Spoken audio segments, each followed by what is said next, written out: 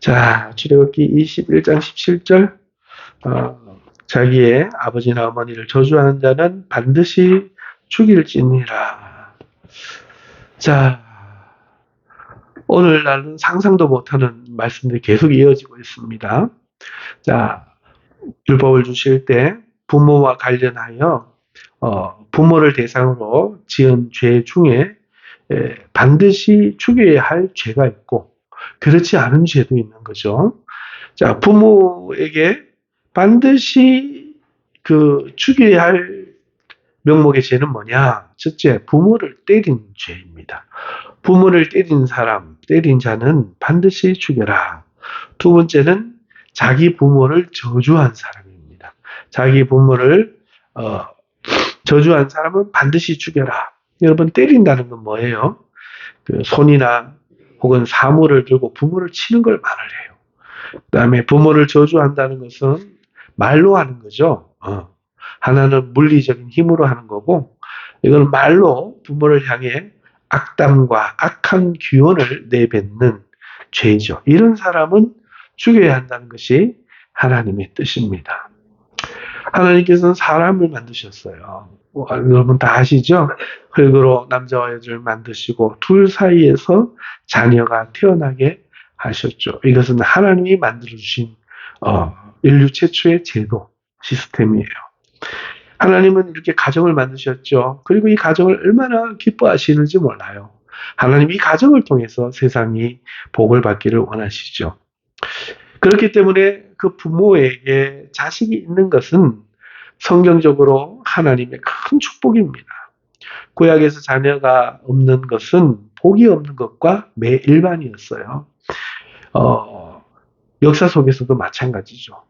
자녀가 많고 다복한 집안은 복이 있는 집안, 대가 끊기는 집안은 복이 없는 집안. 우리도 그렇게 다 생각을 합니다. 성경도 다르지 않아요. 하나님께서 자녀를 주는 것은 복이 있는 것이죠.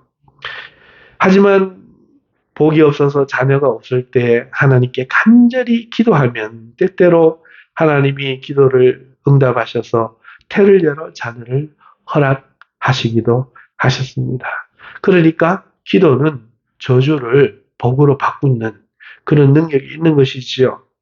그렇기 때문에 자녀는 하나님의 어떤 축복이었고 부모의 기쁨이면서 가문에 있어서는 자랑과 힘이 되는 것입니다.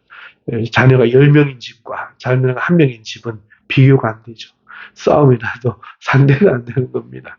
일단 많이 낳고 봐야 돼요. 요즘은 이게 전혀 근거 없는 소리, 받아들이지 않는 소리지만 사람은 자녀를 많이 낳아야 됩니다. 중국이 저렇게 갑자기 일어설 수 있는 원동력도 뭡니까? 인구가 많기 때문이에요. 우리나라는 왜 이 좁은 땅덩어리에 사람 말고는 재산도 없으면서 둘만 낳자, 하나만 낳자, 그리고 죽이려는지 이거 망하게 하려고 작정한 거죠. 여러분, 이게 잘못된 겁니다. 많이 낳아야 됩니다. 자녀의 많음은 가문의 자랑이요, 부모의 기쁨이요, 하나님의 축복인 것입니다. 자녀가 태어남으로써 가정이 비로소 온전해진다 말할 수 있습니다. 자, 하나님은 얼마나 가정을 기쁘게 보시는지 성경에 그 이야기가 가득히 들어있는데요.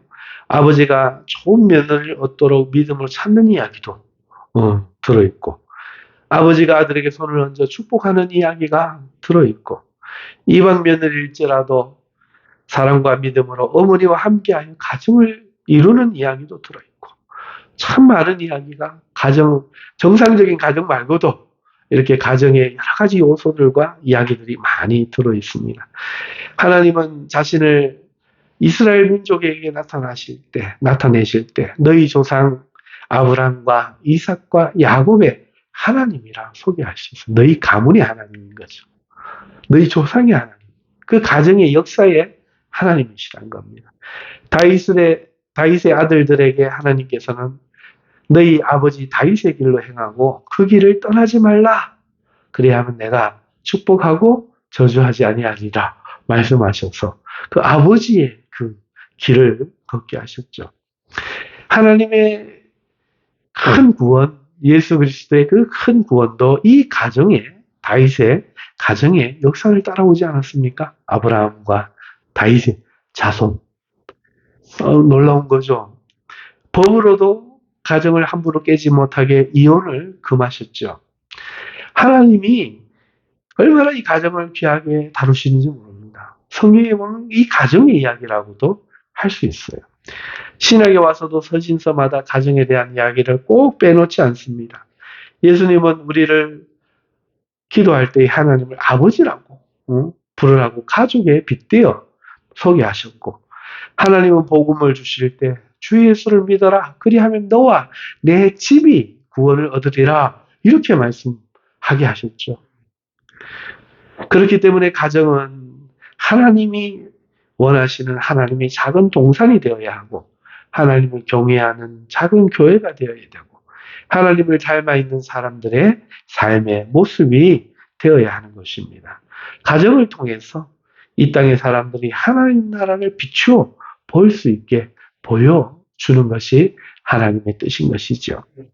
하나님이 이 가정을 너무도 소중히 여기시기 때문에 이런 악한 일들이 벌어진 것에 대해서 이토록 엄격하게 지금 금하시는 겁니다. 가정을 파괴시키는 이런 일을 하나님은 막으시는 거죠. 아버지와 어머니를 치는 자와 저주하는 자를 반드시 죽이게 하심으로써 가정이 저주의 장소, 원망의 장소가 되지 않게 하는 것이죠. 이런 의미로 볼 때 오늘 21세기를 살아가는 오늘 우리 대한민국의 가정들의 그 실상은 참으로 안타깝다 하지 않을 수 없습니다. 성경에만 있는 그 다른 용례인 내 원수가 내 집에 있다는 말이 실제가 되고 있어요. 가족보다 못하다, 남보다 못하다.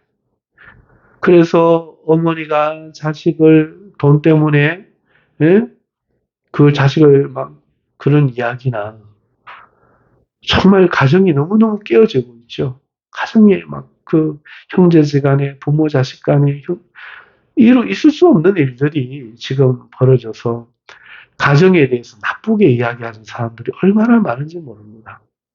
집에 대해서 사랑이 없고, 우리 집 최고야, 우리 집 짱이야, 우리 집 너무너무 좋아, 나는 집에 빨리 가고 싶어, 이런 마음들이 대한민국 젊은이들 속에 사라지고 있고, 늙은이들이 집으로 돌아가기 싫어해요. 길거리에서 잠들고 싶고, 길거리에서 벤치에서 자고 싶고, 이것은 가정이 깨어졌다는 증거죠. 돌아갈 가정이 더 이상 보금자리가 되지 못한다는 의미입니다. 이것을 막으시기 위해서 하나님이 이렇게 하시는 거예요. 부모를 향한 공경과 사랑은 가정의 행복을 위해 필수 조건이지요. 자녀가 부모를 공경하고 사랑하지 않는데 어떻게 행복할 수가 있겠습니까? 어느 날 영상이 하나 올라왔는데 집에 돌아가고 싶은 이유입니다. 현관문이 띠리링 열리니까 개 한 마리가 기다리고 있었는데 주인이 문을 열기도 전에 꼬리를 팍 치는 거예요. 꼬리만 치는 게 아니고 엉덩이까지 막 흔들립니다. 들어오기도 전에 그 문에 열고 주인이 들어오니까 막 뱅글뱅글 돌면서 막 좋아합니다.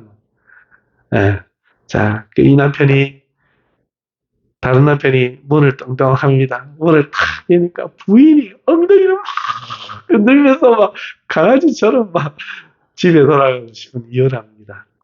여러분, 피로에 지치고 세상에서 고생하고 오늘 하루를 수고를 많이 했을지라도 아버지의 손에 아이들이 먹을 과일과 과자와 또 군고구마와 또 붕어빵 등이 들리고 아버지가 힘차게 가정을 들어갈 수 있는 것은 자녀를 향해, 아버지를 향해 쫓아나오는 그 자녀 때문이죠. 아빠!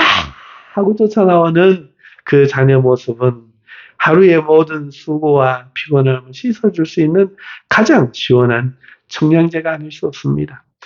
부모를 공경하고 부모를 사랑하는 자식이 있을 때 가정에 행복이 있는 것이죠. 아이가 태어나야 집에 웃음꽃이 피는 겁니다. 물론 우리 부모님은 당연히 자식을 사랑하고 또 자식을 위해 기꺼이 수고를 마다하지 않는 거죠. 그 말할 필요가 없죠. 아무리 무뚝뚝해 보이고 무관심한 부모라도 속마음은 자녀를 향한 사랑과 관심으로 그 속에 차 있는 거예요. 드러나지 않고 드러나는 방식이 무뚝뚝해서 그렇지. 만일 자신이나 자식이냐 자신이냐 둘 중에 택해야 되는 그런 위급한 순간이 절박한 순간이 온다면 부모라면 누구라도 자식을 선택할 것입니다. 이것이 하나님의 마음이며 하나님이 부모에게 심어준 은총의 마음인 것이죠. 부모는 자식을 사랑으로 돌보며 자식은 부모를 기뻐하고 즐거워하며 따르는 것. 이것이 정말로 하나님이 원하시는 가정의 모습입니다. 이것이 행복이죠. 그런데 어찌하여 오늘 이 법을 주어야만 합니까? 사람이 타락한 죄인이라서 그렇습니다. 여러분, 그런데 한번 이제 심각하게 생각을 해보시죠. 이런 가정이 돼야 되는데 왜 부모를 때리는 자식이 생겼을까요? 상상도 할 수 없는 일이 왜 벌어질까요? 어찌하여 이 자녀는 부모를 저주하는 일을 할까요?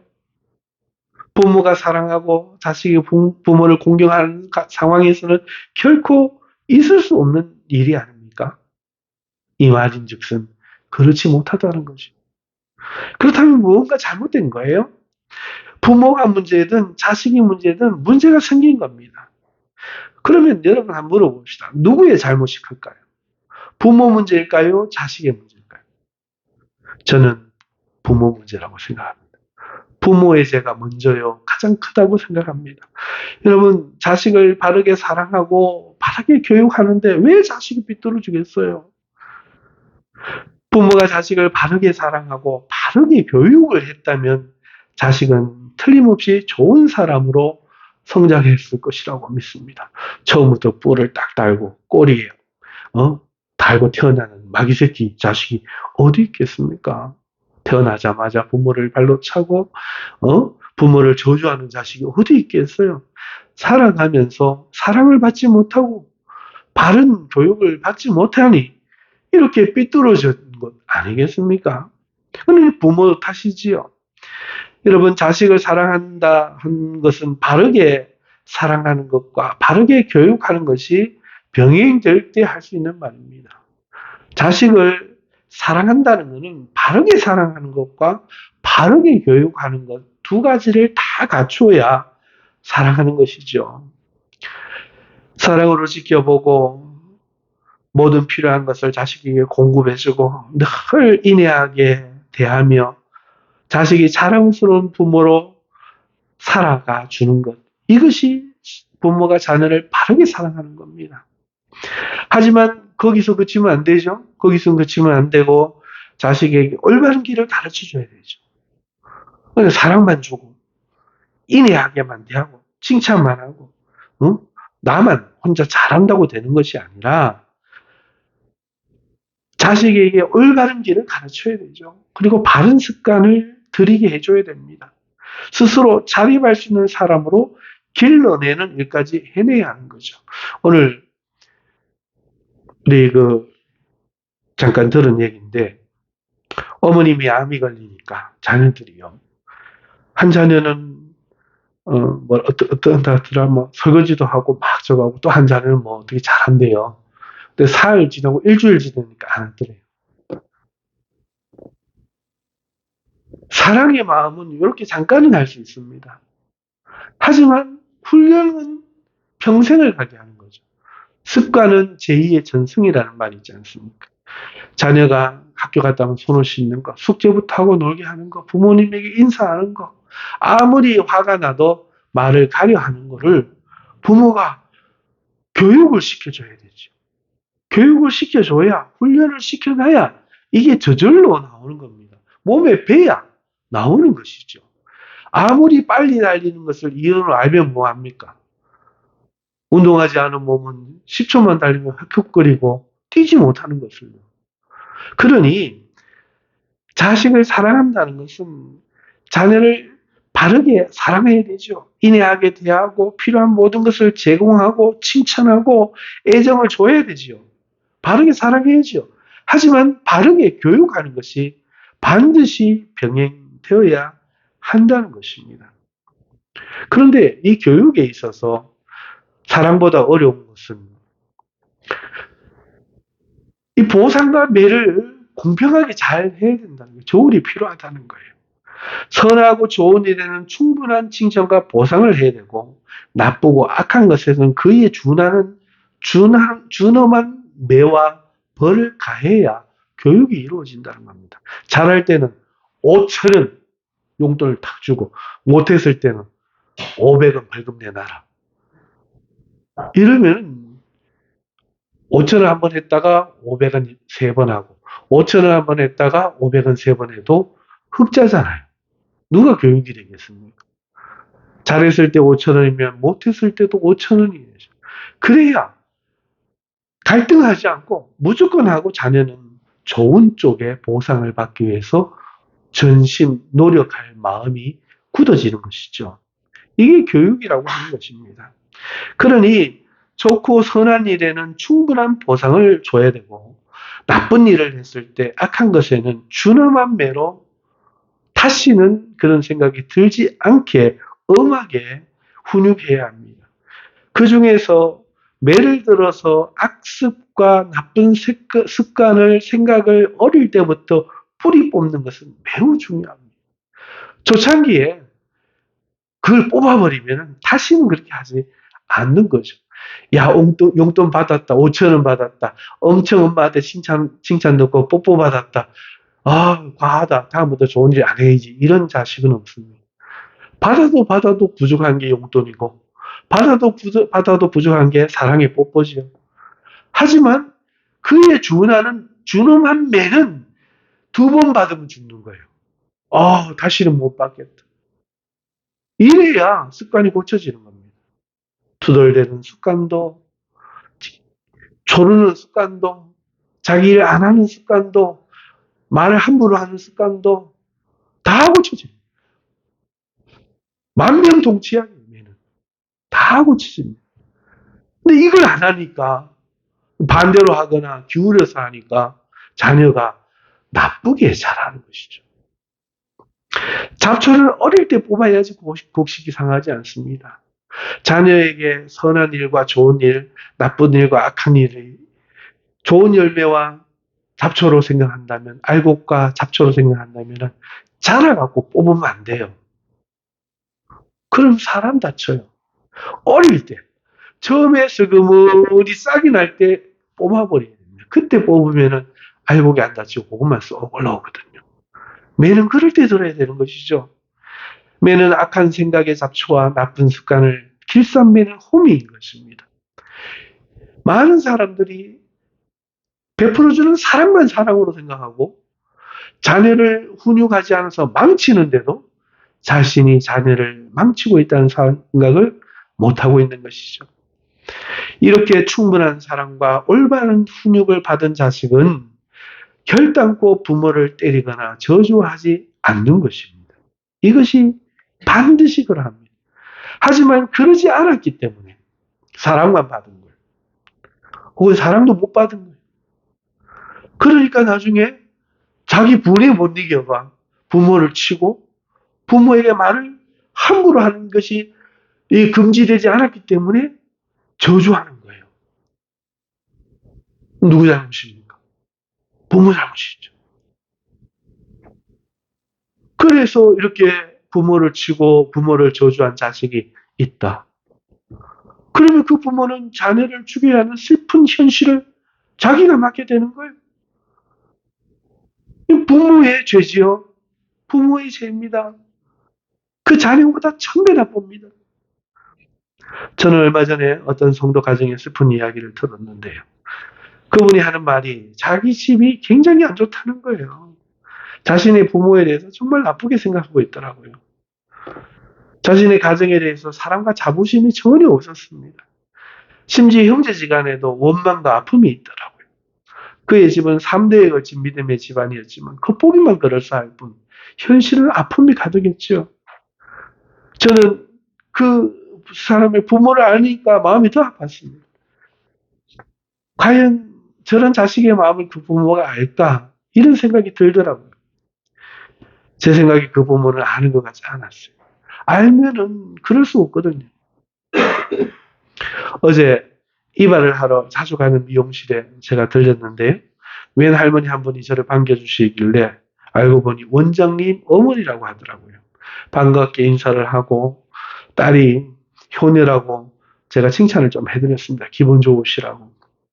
어머니가 집에 가시고 원장님에게 어머니를 모시고 주일날 교회 한번 오세요 말씀을 드렸더니 옛날에 자기 집 뒤에 예수 믿는 사람이 살았는데 어머니가 그분께 원한이 있어서 힘들 것 같다 이런 말씀을 합니다.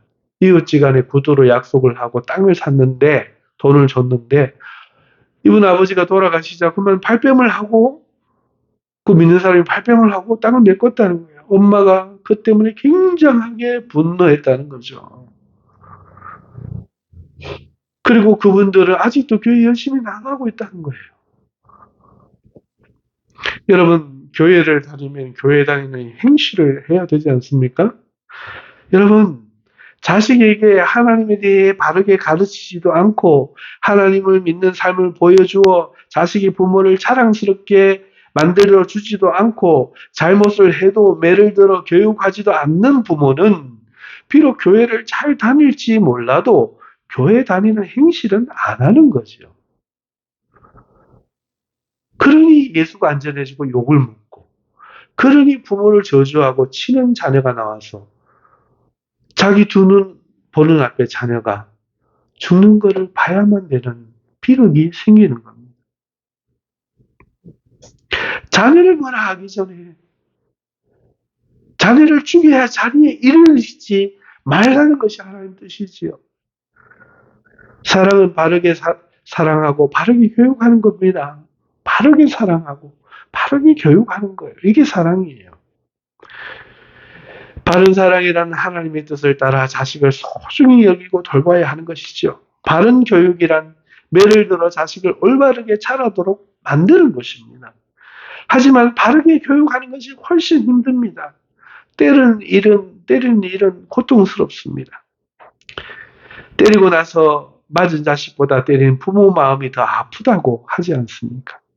하지만 꼭 필요하기에 자식을 위해 하는 겁니다. 교육이란 그런 것이지요.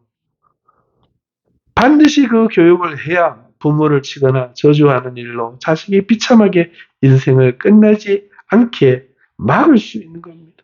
오늘 이 땅의 이 수많은 가정의 문제는 부모가 교육을 안 했기 때문이죠. 나이를 때렸다고 학교로 찾아가서 선생님을 때렸기 때문에 돈만 주고 학교 보내면 다 되는 줄 알았던 거죠. 그래서 부모를 때리는 자녀가 나오고 부모를 살해하는 자가 나오고 부모를 원망하고 미워하는 저주하는 말들이 이 세상에 넘치고 있는 것 아니겠습니까? 아마 이 율법을 받는 사람들 중에도 틀림없이 자녀에게 매를 들지 않는 사람들은 있을 것이고 그로 인해 부모를 치거나 저주하는 교육받지 못한 자녀가 반드시 들어왔을 겁니다. 오늘 우리 자녀들을 보면 어렸을 때 자녀를 사랑했지만 자녀를 사랑했다는 것보다도 자녀를 야단쳤던 게 더 많았던 것 같아요. 하지만 우리 집을 돌아봐도 야단친 것만 갖고도 자녀들은 삐뚤어지지 않더라고요. 하나님께서는 성경에 이렇게 말씀합니다. 잠언 13장 24절에 매를 아끼는 자는 그의 자식을 미워함이라. 자식을 사랑하는 자는 근실이 징계하느니라. 매를 아끼면 자녀를 미워하는 거래요. 이게 사랑이 하나님이 하시는 얘기입니다. 자식을 사랑하면 근실이, 성실도 넘어서 근면성실이 매를 들어 징계하느니라. 예외가 없다는 거죠. 잠언 20장 30절입니다. 상하게 때리는 것이 악을 없이 하나니 매는 사람 속에 깊이 들어가느니라. 아이 마음 속에는 타락한 심성이 들어있어요. 공부하기 싫어하고요. 거짓말하고 싶어하고요. 남을 이용하고 싶어하고요. 부모를 속이고 싶어하고요. 때를 써서라도 자기 원하는 거 이루어내고 싶고요. 이기적인 마음이 들어가죠. 이런 악을 어떻게 벗습니까? 야야, 너 그렇게 살면 안 돼. 첫날 만날 해봐야 3시간, 4시간 잔소리 설교해봐야 소용없습니다.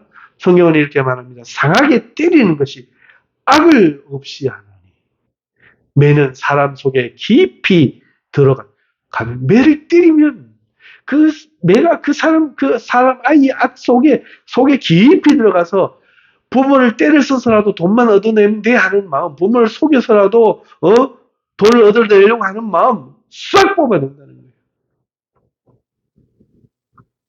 그러니 매를 때리는 거예요. 그래야 살린다는 거죠. 잠언 23장 13절에 이렇게 말씀합니다. 아이를 훈계하지 아니하려고 하지 말라. 채찍으로 그를 때릴지라도 그가 죽지 아니하리라. 네가 죽을까봐 아니 치느냐. 안 죽는다 쳐라. 채찍은 사랑의 매로 죽지 않아요. 매를 누가 야구 방망이로 합니까? 누가 골프채로 합니까? 무식하게. 매는 회초리로 하는 거죠. 제대로 정신이 박힌 부모라면 사랑의 회초리를 들어야 됩니다. 그리고 그것을 참으세요. 절대로 아무리 때려도 죽지 않습니다. 대신에 그 속에 악의 뿌리 뽑혀나오고 그 아이는 바르게 자랄 것입니다. 자식을 쳐주게 할 자식을 눈앞에 둔 이 비극의 부모는 틀림없이 이 매를 들지도 않았을 것입니다. 바른 교육을 받은 자식이 어느 순간 갑자기 부모를 저주하고 때리는 일이 어찌 발생하겠습니까? 틀림없이 버릇 없는데도 틀림없이 지 성질대로 하는데도 내버려 두었을 거예요. 그러면 알겠지. 철들면 알겠지.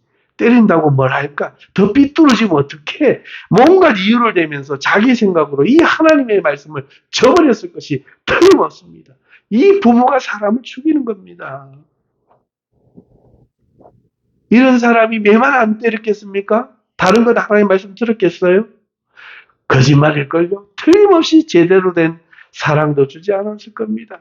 그의 사랑이라는 것은 먹을 것 주고 용돈 주고 허허거리면 안아주고 공부 잘하면 칭찬하는 게 아마 전부였을걸요. 정말 필요한 돌봄, 그 돌봄을 제공해야 되는데 그건 제공 안 하고 기분파. 여러분 정말 필요한 돌봄은 뭡니까? 행복한 가정을 만들어 제공하는 것 아닙니까? 행복한 가정을 만들어 제공해야 되잖아요. 그런데 허구한 날 부부싸움 하는 모습만 보여주고 갈등을 보여주었을 거예요. 응? 집에 들어오면 큰 소리 내고 잔소리하고 기분에 따라서 이랬다 저랬다 상반되는 모습을 보여 자식이 기준 못 잡게 했을 겁니다. 심지어 자녀들 앞에서 지도자 욕하고 교회 험담하고 하기를 마다하지 않았을 거예요. 실컷 나쁜 건 다 보여줬을 거예요. 자식들에게 신앙을 가져야 한다고 그러면서도 장신간 가르쳤을 겁니다. 그것을 옳은 교육으로 알고 말이지요. 하나님이 들어간 배를 안 드는 사람이 어떻게 철없이 이 철없는 사람이 바른 교육을 알겠어요. 바른 사랑을 알겠어요. 틀림없이 그렇게 했을 겁니다. 이것은 약속으로 돈 받고 땅을 팔고 나중에 시침을 뗀 그 뒷집 사람과 뭐가 다릅니까? 우리 아버지 보니 예수 믿기 싫다. 우리 부모님 보니까 하나님 살아계신 줄 모르겠다. 자녀가 신앙을 못 갖는 건 당연한 거지요. 하나님을 믿는다면 부부싸움 이전에 먼저 용서하는 모습을 보이고 서로가 칭찬하는 모습을 보이고 문제가 생길 때 화를 내기 전에 기도하러 들어가는 모습을 먼저 보여 주어야 하는 것이죠. 그것이 올바른 행실입니다. 기쁨으로 교회를 하지 말고 모든 일에 참고 인내하며 성실히 하고 대우받는 것을 기뻐하지 말고 하나님의 미랄이 되고 걸음이 되는 것을 기뻐하며 묵묵히 믿음의 길을 걸어서 자녀를 하여금 그것을 볼 수 있게 해 주어야 하는 것이죠. 이런 부모가 자식을 돌보고 교육할 때 자식은 결단코 망하지 않고 부모를 때리거나 저주하지 않고 갈 길을 몰라 무엇을 해야 할지 몰라 인생을 방황하지 않는 것입니다. 오늘날 이 젊은이들을 물어보면은 뭐가 되고 싶은지 몰라. 왜? 본 게 없으니까. 보여준 게 없으니까. 꿈이 없어요. 왜? 부모가 늘 어릴 때부터 해줬거든. 이유도 없이 돈 달라면 돈 주고, 옷 사달라면 옷 사주고, 때 쓰면 해주고. 그러니까 뭔가 하고 싶은, 갖고 싶은 마음이 없어요. 우리 아이들은 한 번도 취직을 하라고 말을 본 적이 없어요. 왜? 없었으니까. 저희들이 15, 16세 벌써 아르바이트 하고, 초등학교 다니면서 라면 쌀만 먹고, 자랑이 아닙니다만은 적어도 그 가난은 그 아이들에게 내가 뭘 할지에 대해서 방황하지는 않게 했다는 거죠. 오늘 이 대한민국에는 부모에게 받은 돈으로 아직도 술집을 가고 나이트클럽을 가고 놀러 다니려고 하는 청년들과 자기의 길을 찾지 못하고 헤매는 청년들과 그렇게 남들처럼 해주지 못하는 부모를 원망하는 청년들로 넘쳐나고 있습니다. 그리고 그런 청년들이 모여서 결혼을 했을 때의 가정을 상상해 보십시오. 그리고 그 청년들이 게임을 하면서 애가 운다고 젖을 안 먹이고 사흘 동안 내버려서 굶겨 죽이는 일을 상상해 보십시오. 하나님 말씀에 이렇게 버젓이 있는데 대한민국 교회가 이것을 가리켰다면 어찌하여 이 사태가 이르렀겠습니까? 부모를 친자와 저주한 자는 반드시 죽이라는 이 말씀에는 먼저 부모가 부모 노릇을 해야 한다는 말씀이 아주 강하게 들어있는 것입니다. 그 교육을 하지 않고 자녀를 죽여야 하는 순간이 온다면 그 부모는 차라리 내가 매를 때렸더라면 피눈물을 흘리게 될 것입니다. 기본으로 자식을 키울 것이 아니라 하나님의 말씀을 지켜 신앙으로 키우고 사랑으로 돌보아야 합니다. 그러면 이 비극을 막을 수 있습니다. 지금이라도 대한민국 교회는 성도는 하나님 말씀으로 돌아가 그 자녀를 죽이려 한다고 어떻게 죽이느냐 옛날 말씀으로 생각하지 말고 준엄한 비판으로 받고 자녀를 바른 사랑과 바른 교육으로 양육해야 할 줄 믿습니다. 기도하겠습니다. 거룩하신 하나님, 대한민국이 많이 아픕니다. 이 땅의 가정들이 많이 아픕니다.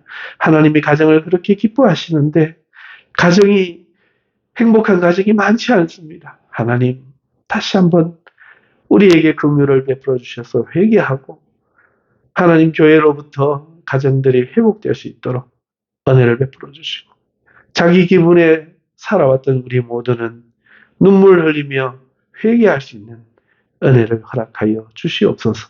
예수님의 이름으로 기도하옵나이다.